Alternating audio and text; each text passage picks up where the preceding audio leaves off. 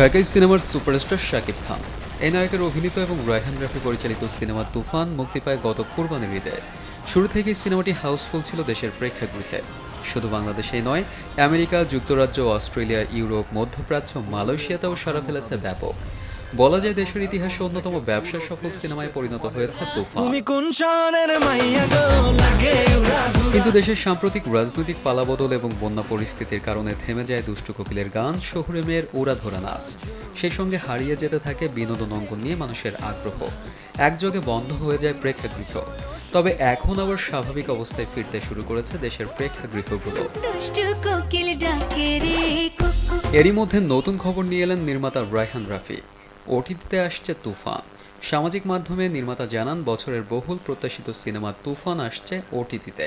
খুব দ্রুতই দেখা যাবে অনলাইন স্ট্রিমিং প্ল্যাটফর্ম চরকি এবং হইচইতে। এখন একটা প্রশ্ন মনে উকি দিতেই পারে, প্রেক্ষাগৃহের পর ওটিটিতে ঝড় তুলতে পারবে কি তুফান?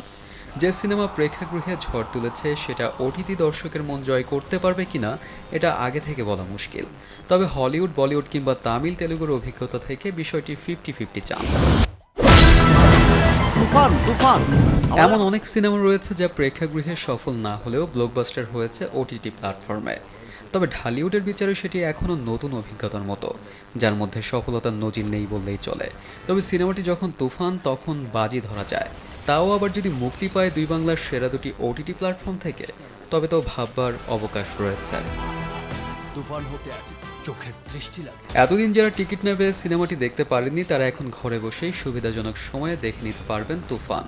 সিনেমাটিতে শাকিব খানের সঙ্গে জুটি বেঁধে দীর্ঘদিন পর সিনেমায় ফিরেছেন মাসুমা রহমান নাবিলা।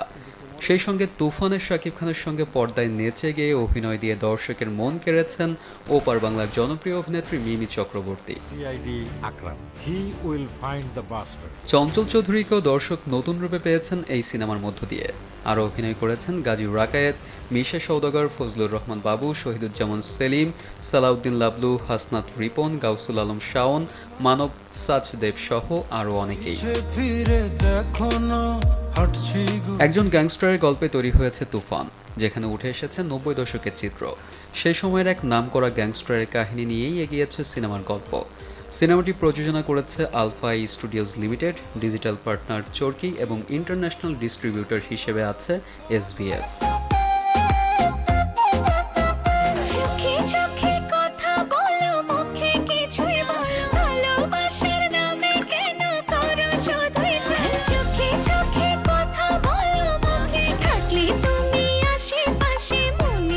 ARM সাদাত, দেশ টিভি।